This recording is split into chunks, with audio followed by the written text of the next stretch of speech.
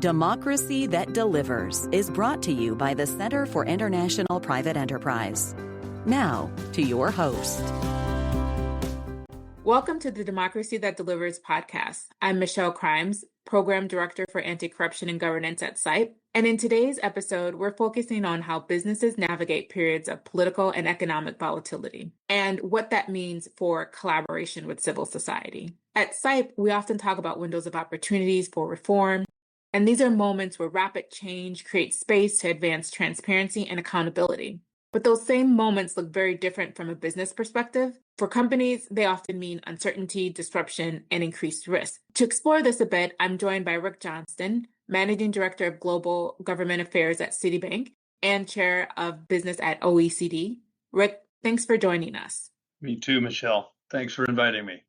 Great. So to start, I sort of want to ground this conversation a bit in sort of how these moments or windows of opportunities are actually experienced on the business side. So we say windows of opportunity for reform, but from your perspective, how do companies experience these periods of volatility? And what are the first priorities when conditions really become uncertain? Yeah, it seems to be a question that's probably posed to virtually every board of directors and managing director of any company you can imagine right now. I think that when things become a bit tumultuous, when it's not business as usual, that's when your leadership really is tested. And if you've been on autopilot for too long as a company, where the whole process of whether it's manufacturing or services seems to be not really challenged very often, then you're going to find yourself in a fairly soft spot where you're going to have to start to think for yourself. And by the way, I like to use that phrase in today's AI world. My mantra lately has been think for yourself. In any event, in today's world, when we are hit with these questions of fragmentation and heightened risk, the first question that you have to ask is to define what is actually happening.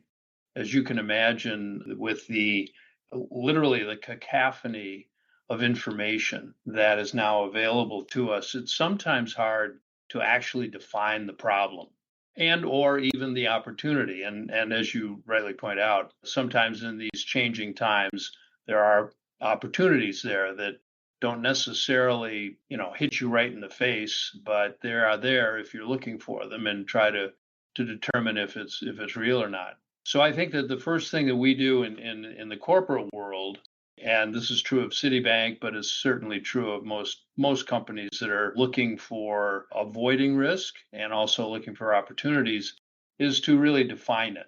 Once you've been able to get as much real information, credible information about what the problem or the opportunity is, then you really have to go through an exercise of defining for yourself how you're going to address it.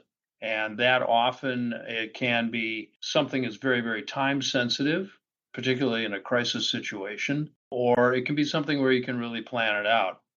If it's a crisis situation, then you're hopefully going to have leadership in place that's already gone through a crisis management kind of exercise. Very often, let's just make it simple, the CEO has got to make a call. CEO has to determine whether or not, well, not whether or not, but how to react to the crisis and who within the company will be addressing the crisis, not just the CEO. If it's something where it's a developing kind of problem or a developing kind of opportunity, then obviously leadership is very, very well advised to bring in several other people from the corporate management team and any other relevant stakeholder within the company.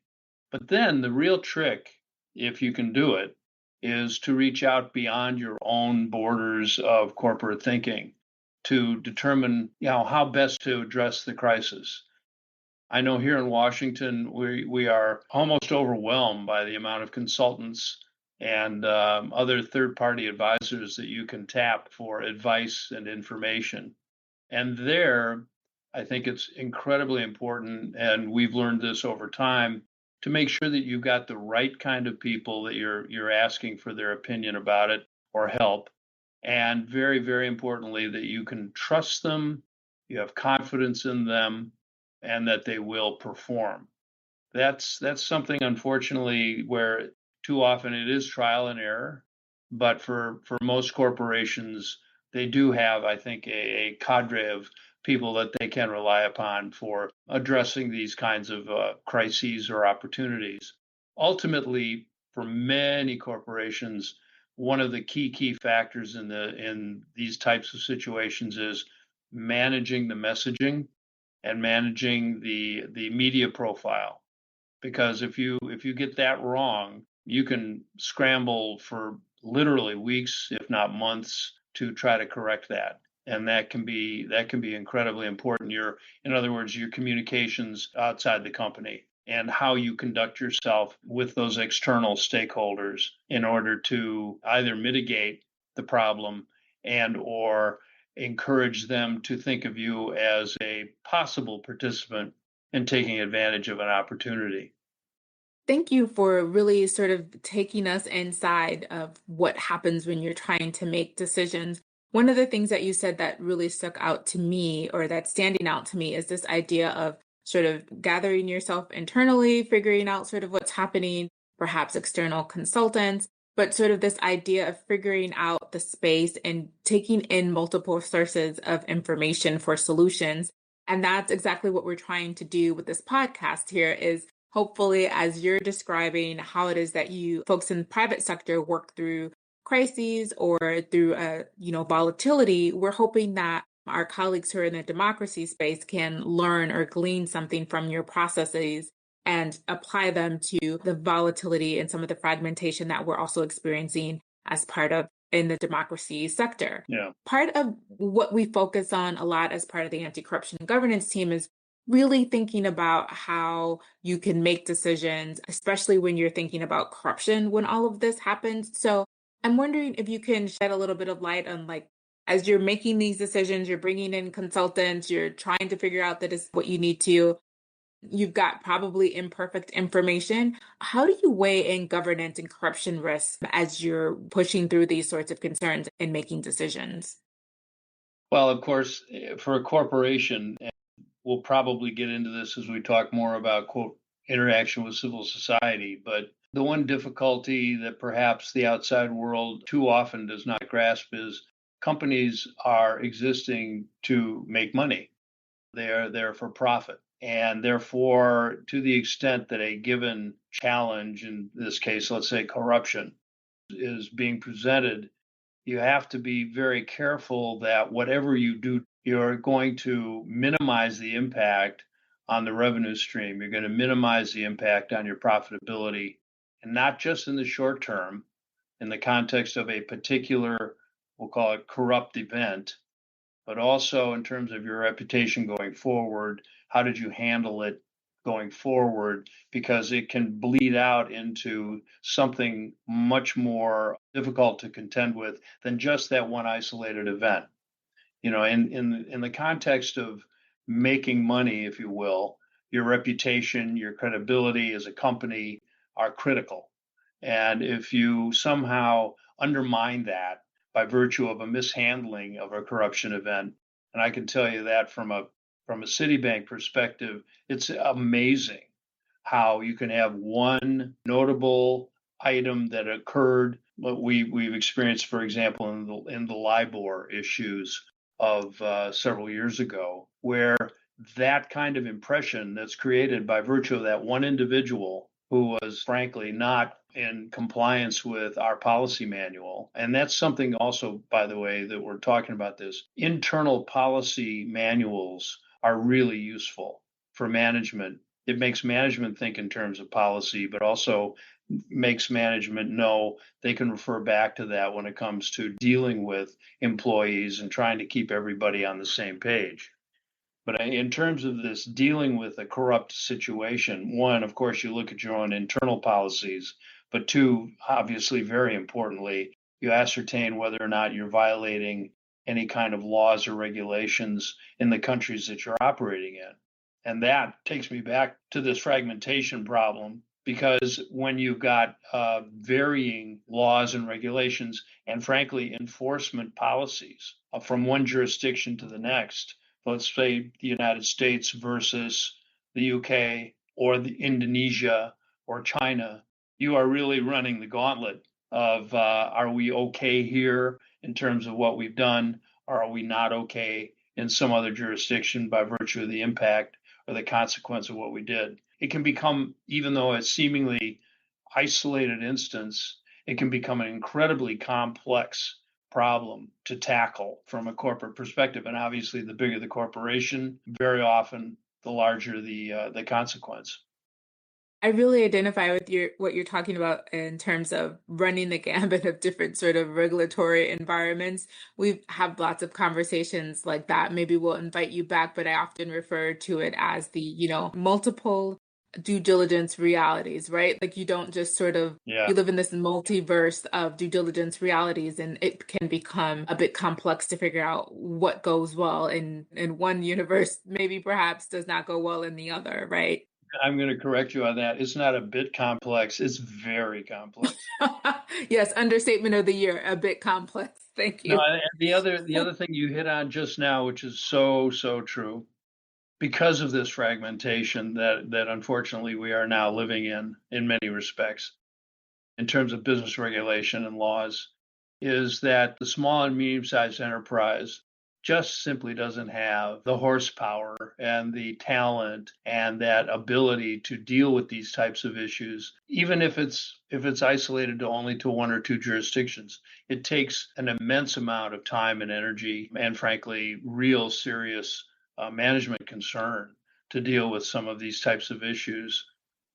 It's something that I'm quite concerned about in the context of the OECD, where I can sit there and listen to, oh, how complex all these regulations are. And I know full well that at Citi, we have the resources, we have the talent, we've got the reach to be able to deal with this kind of fragmentation much more effectively than other companies that have limited resources. And I really have to wonder when we talk at business at OECD about policy statements that the OECD is preparing or the kinds of analyses they conduct, how we try to help them consider always that the impact of government policy on small and medium-sized business, because as we should recognize and remind ourselves constantly, the backbone of the United States economy, the backbone of virtually every OECD economy is small and medium-sized business, notwithstanding how much we read about NVIDIA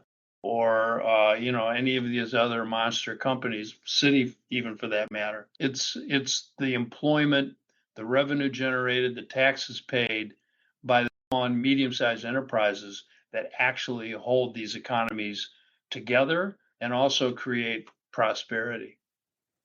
But I want to tie this to sort of what we're talking about here, because this is a perfect lead in. Often at CIPE, we think about small and medium enterprises in exactly the way that you do. And what are tools and resources that they can reach out to? What can they do? Because they might have fewer resources, or not they have fewer resources than larger companies, as you've already said. Yeah. One of the things we think is interesting, and which is, I think, the connection I want to make is sort of how SMEs and the private sector collaborates with civil society. I wonder if you can sort of thinking about civil society a bit as an entry point or a way for SMEs and even in larger businesses to think through sort of, again, fragmentation. What do we do to go forward? Are there places or are there times when engagement with civil society really makes sense? And what are times when maybe companies decide it doesn't make as much sense? Yeah.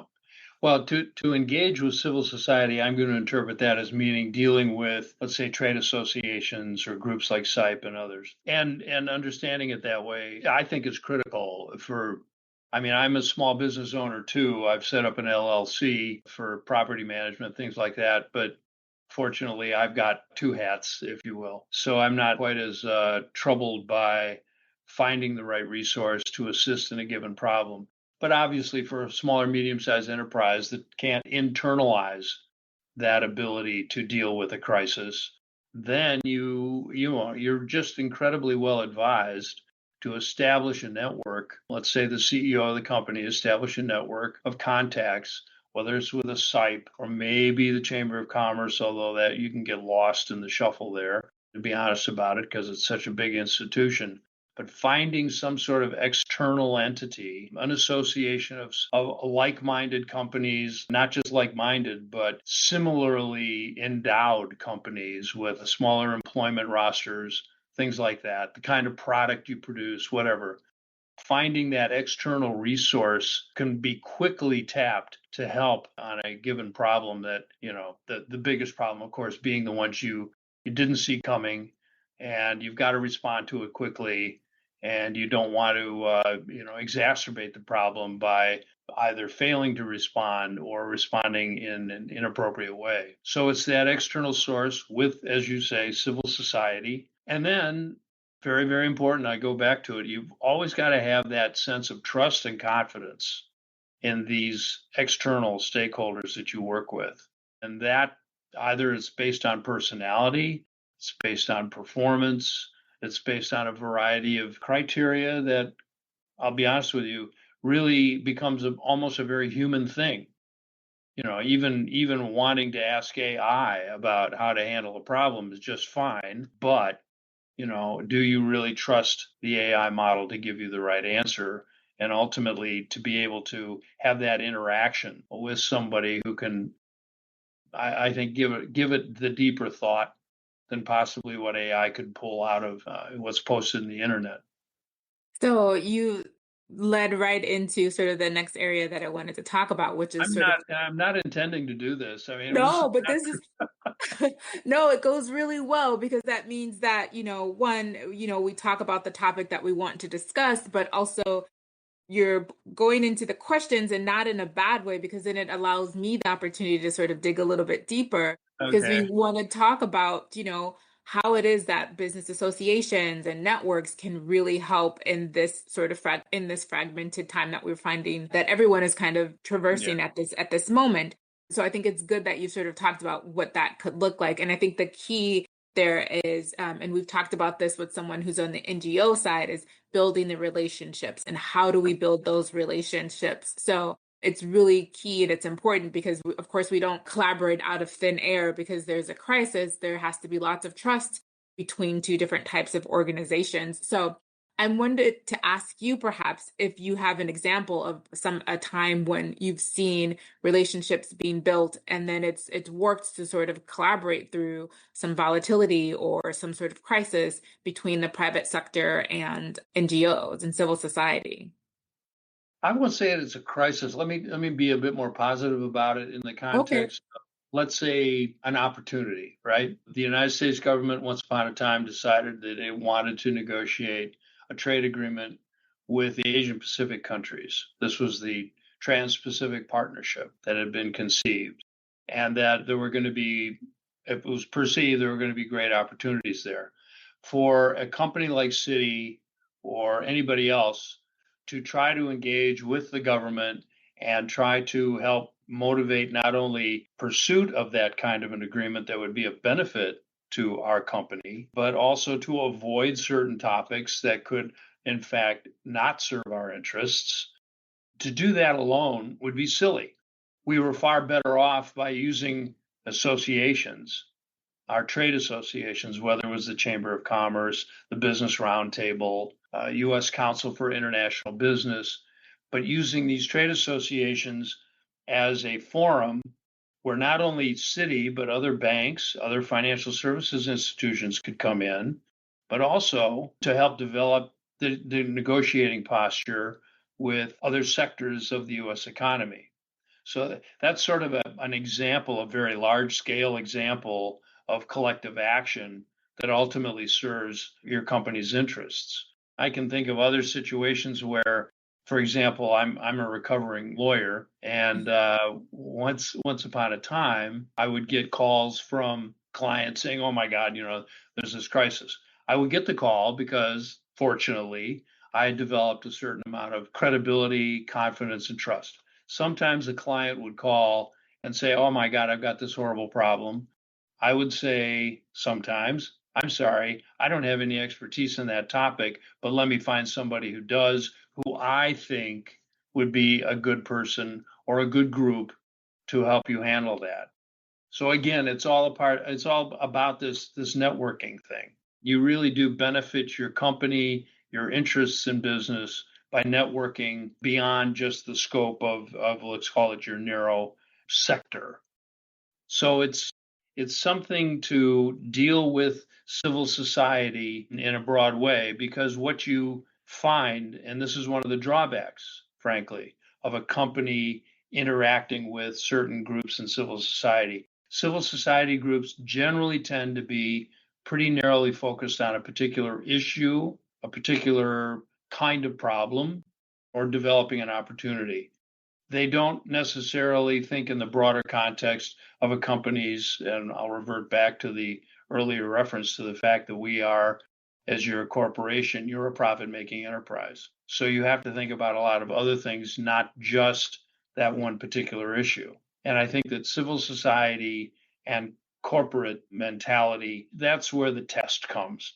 Is there understanding on both sides that there are certain needs there are certain issues that group is focused on. Sometimes that group's just, if they're complaining about what you're doing, you have to obviously listen to it.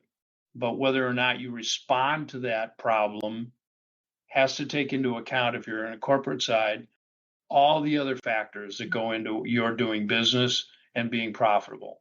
Sometimes, unfortunately, the corporation cannot respond in a manner that civil society group would like you to do it. But, sometimes you have to agree to disagree. Other times, what civil society is bringing to you is information that is actually quite helpful in helping your corporate profile and your presence in the community be more positive, be more appreciated. And in that context, sometimes, in fact, very often, the participation of the company in that particular civil society entity can be quite beneficial. So first of all, also a recovering lawyer here, so it's good to be in good company. I know exactly what you mean, but some of the themes that you just sort of went over, or the points that you've made, in particularly the one about thinking about, I wrote down credibility, confidence, and trust, right, that you build up between a corporate entity and an NGO. These are really sort of the heart, the bread and butter of what we try to do as part of the ACG team, is bringing together folks to have conversations where we start to build the credibility and the trust.